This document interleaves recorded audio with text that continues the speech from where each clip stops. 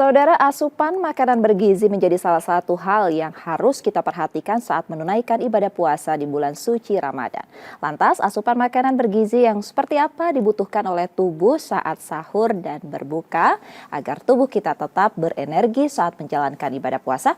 Kita akan bahas bersama dengan Yunita Nazarena, ahli gizi Poltekkes Kemenkes Palembang dan juga pengurus bidang ilmiah dan inovasi PD ASDI Sumsel yang sudah hadir di studio Kompas TV Palembang pada pagi hari ini. Selamat pagi, Bu Yunita. Selamat pagi, Bu. Sebelumnya, terima kasih sudah menyempatkan waktu untuk hadir bersama kami di Sapa Sumbaksel pada pagi hari ini. Kita langsung saja nih, Bu Yunita, ke pembahasan kita pada pagi hari ini mengenai puasa sehat dengan asupan makanan bergizi.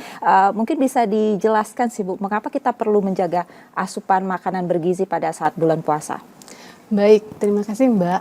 Saya pertama-tama ucapkan terima kasih pada Kompas TV yang telah memberikan kesempatan kepada kami. Saya mewakili dari pengurus ASDI. Kebetulan saya di bidang ilmiah dan inovasi, ya.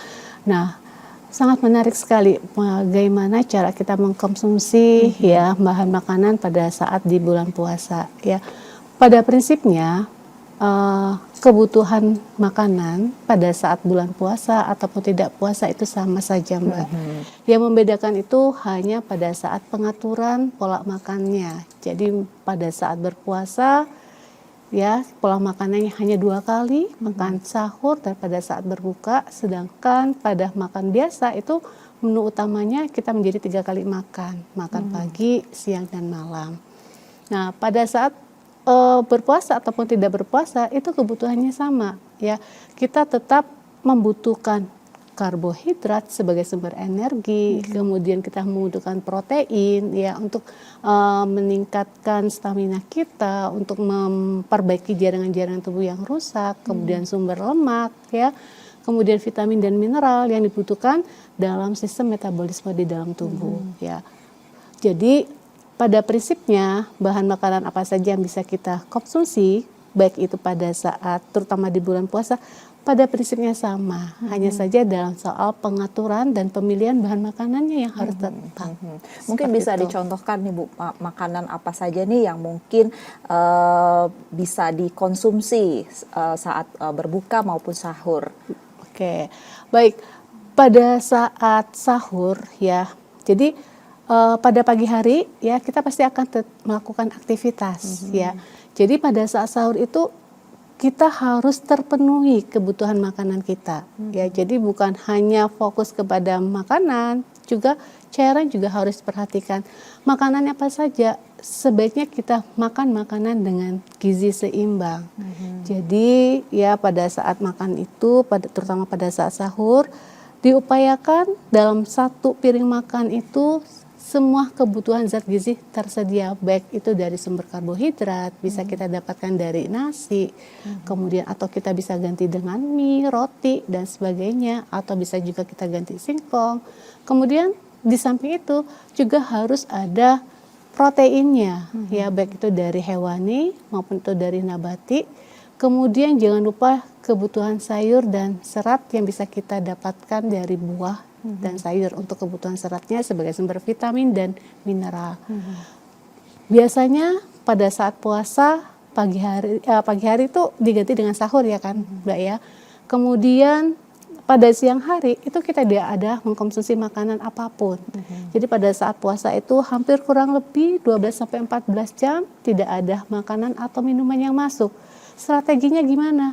Pada saat puasa dianjurkan untuk mengkonsumsi makanan yang tinggi karbohidrat kompleks. Ya, kenapa kita harus pilih karbohidrat kompleks? Karena karbohidrat kompleks ini yang akan membuat kita kenyangnya lebih lama. Ya, seperti apa?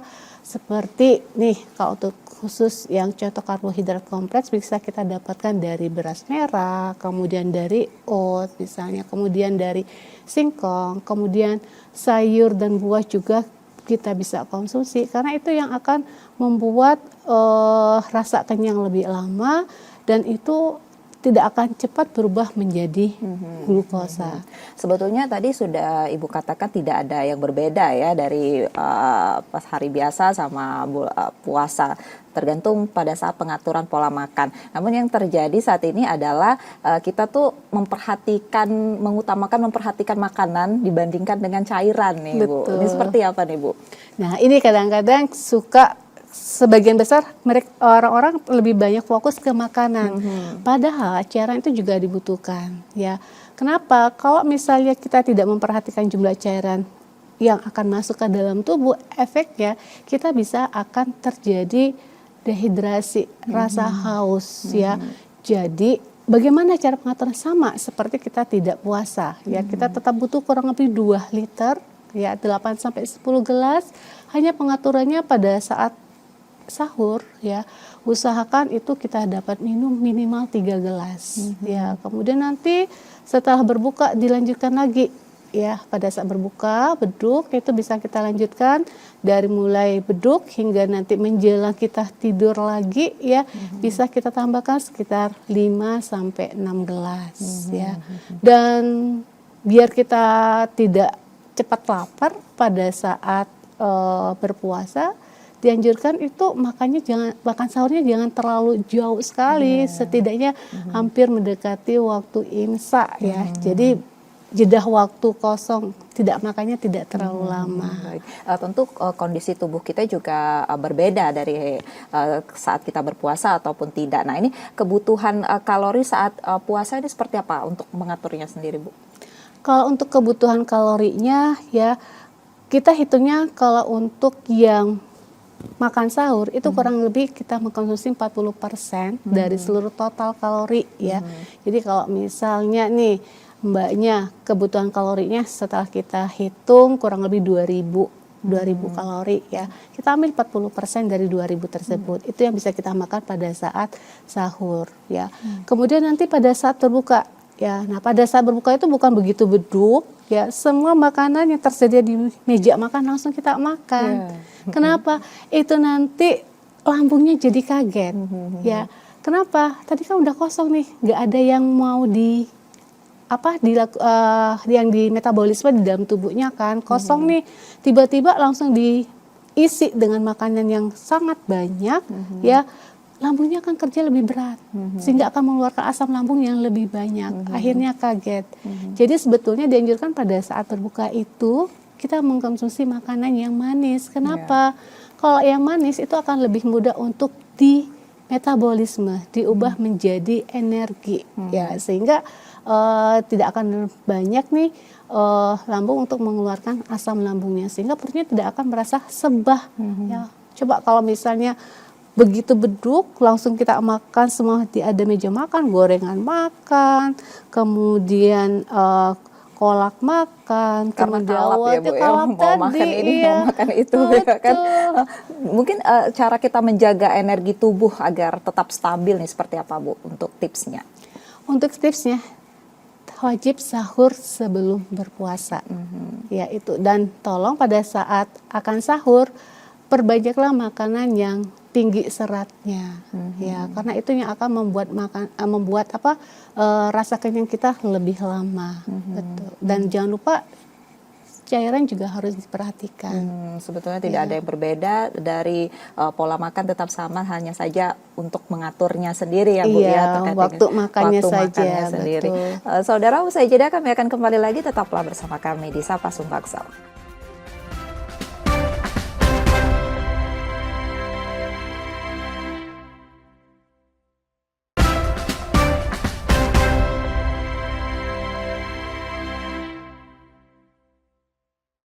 Terima kasih saudara, masih bersama kami di Sapa Sumbaksel dan masih bersama dengan Ibu Yunita Nazarena terkait dengan membahas asupan makanan bergizi saat bulan puasa. Tadi kita sudah singgung mengenai makanan berlemak ini Bu. Kebanyakan kan saat berbuka puasa itu kebanyakan kita makannya gorengan gitu seperti itu.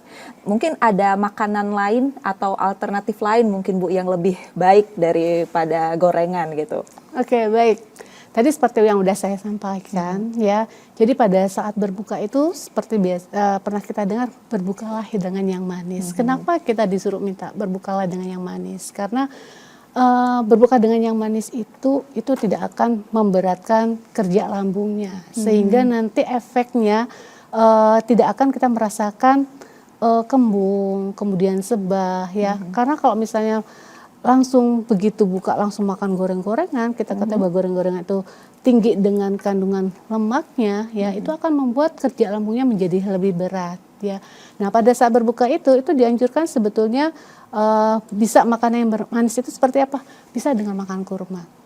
Ya, makan kurma bisa. Kemudian nanti dianjurkan juga minum 1 gelas air. Kemudian atau misalnya kurma tidak tersedia, kita ada kolak pisang misalnya, tapi dalam kondisi tidak ada penyakit penyerta ya, dalam kondisi yang normal dipersilakan. Nah, setelah itu, jadi untuk pada saat berbuka itu kita ada beberapa sesi sebetulnya. Sesi pertama ya begitu beduk, mungkin kita biasa sebut dengan sesi takjil ya, itu kita makan hanya untuk membatalkan puasa ya. Kemudian nanti dilanjutkan dengan sholat maghrib terlebih dahulu, kemudian baru bisa kita lanjutkan lagi dengan makan yang porsi lebih besar. Nah, dengan demikian itu kita akan menjadi lebih nyaman perutnya ya. Nah, itu baru boleh kita makan sesuai porsi besar dan lengkap ya. Yang tadi yang pada saat sahur 40%-nya, kemudian nanti pada saat makan utama pada saat berbuka itu kita bisa ambil 50% dah. Ini total kebutuhan. Tadi kan berbuka dengan yang manis-manis dianjurkan. Lantas yang kita khawatirkan adalah orang yang berpuasa yang memiliki riwayat penyakit tertentu seperti diabetes seperti itu ya Bu. Ya, lantas bagaimana nih cara kita mengatur kadar gula? Di samping juga kan kebanyakan nih selain makanan juga ada minuman yang manis-manis seperti itu. Nah, ini bagaimana Bu? Kalau khusus untuk yang pasien diabetes, tetap bisa dia berbuka dengan yang manis, tetapi yang manisnya itu bukan menggunakan yang manis dari sumber karbohidrat sederhana. Jadi dia bisa mengkonsumsi dari karbohidrat yang kompleks. Dia bisa mengkonsumsinya diawali dengan makan buah. Itu bisa ya. Kalau misalnya buah kan aman untuk yang pasien-pasien diabetes. Kemudian minum udah cukup ya. Nah, karena tadi Mbak sudah menyinggung masalah yang diabetes ya, jadi ini juga sebenarnya untuk yang pasien diabetes kalau dia menjalankan ibadah puasa itu aman-aman saja sebetulnya, tapi tetap harus dipantau ya. Jangan sampai nanti kadar glukosa darahnya itu di bawah normal. Artinya kalau misalnya sampai glukosa darahnya 80 mg per desiliter, itu sebaiknya dibatalkan puasanya. Ini kebanyakan yang salah nih menafsirkan adalah kebutuhan cairan ini minum yang manis-manis ya daripada air putih seperti itu. Nah, mungkin bagaimana nih untuk tipsnya Bu? Ya, tips untuk yang minum tadi ya. Pada prinsipnya ya, cairan itu dibutuhkan oleh tubuh sesuai dengan kebutuhan usia juga ya, kurang lebih 8 sampai 10 gelas atau kurang lebih 2 liter per hari. Nanti bisa kita bagi, misalnya kita mau minumnya air mineral, oke, boleh. Kemudian nanti mungkin dia biasanya kesehariannya dia terbiasa untuk minum teh misalnya, tidak ada gangguan terhadap fungsi lambungnya, nyaman dia minum kopi atau teh ya silakan. Tapi dianjurkan untuk minum kopi atau teh itu pada saat berbuka saja dianjurkannya. Kenapa? Karena walaupun dia sifat diuretiknya kecil, teh dan kopi tadi ya, tapi dikhawatirkan nanti akan mempercepat rasa hausnya di siang hari. Betul. Jadi dianjurkan pada saat berbuka khusus yang teh atau kopi tadi, karena dia mempunyai sifat diuretik tadi, walaupun kecil sih diuretiknya. Tadi berpuasa dengan orang yang memiliki riwayat penyakit tertentu. Lantas ini yang kebanyakan jadi pertanyaan adalah puasa orang diet gitu. Gimana nih Bu untuk tipsnya? Oke. Untuk puasa yang orang diet tertentu ya, dengan penyakit tertentu ya, tetap harus dikontrol dengan tim medis kalau dia punya riwayat penyakit tertentu ya.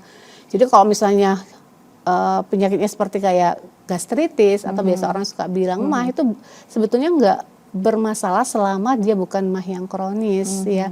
Justru dengan berpuasa ya dia makannya akan lebih teratur. Yang jadi masalah pasien-pasien yang dengan gangguan lambung itu karena makannya yang tidak teratur ya, sehingga asam lambungnya keluar, itu tidak ada makanannya masuk, otomatis dia akan apa yang diolah di dalam perutnya. Akhirnya tadi timbul rasa yang nggak nyaman di dalam perutnya itu sendiri. Nah, ini juga yang lagi ramai diperbincangkan adalah makan sahur yang banyak yang justru cepat lapar gitu. Ini seperti apa nih Bu, tanggapan Ibu sendiri? Oke, makan banyak dia pada saat sahur menyebabkan dia lapar. Ini kembali lagi dalam pemilihan bahan makanannya. Jadi kalau dia pilih bahan makanan yang mengandung karbohidrat sederhana, seperti saya bilang tadi, yang manis-manis tadi, ya, itu akan lebih lebih cepat diolah di dalam metabolisme tubuhnya itu menjadi gula. Cepat diolah, akhirnya dia akan lebih mudah lapar. Jadi kalau misalnya dia makan sesuai dengan kebutuhannya, lebih banyak memilih karbohidrat kompleks yang tinggi dengan serat, itu tidak akan membuat dia cepat lapar. Kenapa? Karena hasil olah dari karbohidrat kompleks itu tidak akan cepat diubah menjadi gula. Dia butuh waktu, sehingga masih ada bahan makanan itu yang di dalam tubuh yang membuat kita menjadi kenyangnya lebih lama. Makanya dianjurkan pada saat kita akan sahur, tetap jangan lupa dengan sayur dan buah. Terus gimana nih Bu, kalau orang yang hendak berpuasa tapi kesiangan nih sehingga tidak sahur. Nah mungkin saat berbuka puasa ini makanan apa nih yang mungkin bisa dikonsumsi atau yang baik untuk dikonsumsi gitu Bu? Tetap kita pakai prinsip, begitu beduk, makanlah yang manis. Selama dia tidak ada gangguan yang lain. Ya. Bukan artinya dia tidak sahur, dia pasang niat, begitu dia buka, kemudian timbul di image-nya saya harus makan banyak nih, karena saya nggak sahur, semuanya makan banyak. Pasti dipastikan nanti begitu dia selesai makan, yang dirasakannya adalah sakit perut. Karena tadi kaget, perutnya kosong selama 14 jam, tiba-tiba begitu beduk langsung disuruh kerja berat. Coba misalnya kita ya udah capek banget, tiba-tiba disuruh banyak pekerjaan, apa yang akan terjadi? Apakah kita akan fokus dengan pekerjaan tersebut? Tidak kan? Lantas ada resiko nggak sih Bu kalau kita berbuka puasa ini langsung makan berat seperti nasi gitu dan juga lauk pauknya yang mungkin berlemak seperti itu Bu? Kalau resikonya itu paling berhubungan dengan rasa sebah tadi. Rasa sebah yang akan timbul di dalam tubuhnya. Ya, tapi kalau misalnya kita makannya secara bertahap, ya, jadi ada jeda waktu bagi si lambung untuk memetabolisme di dalam tubuh makanan yang masuk ke dalam tubuh. Jadi ada jeda waktunya. Kalau misalnya tadinya kosong tiba-tiba harus dipaksa kerja berat, kan kaget. Ya, untuk mencerna bahan makanan itu kan lambung itu akan mengeluarkan asam lambung. Kalau semakin banyak, ya kerjanya semakin berat, ya maka yang makan banyak tadi akan menimbulkan efek yang tidak nyaman. Jadi harus bertahap. Jadi intinya sesuai dengan porsi ataupun kebutuhan tubuh masing-masing seperti itu ya Bu ya. Betul. Saudara, usai jeda kami akan kembali lagi, tetaplah bersama kami di Sapa Sumbaksel.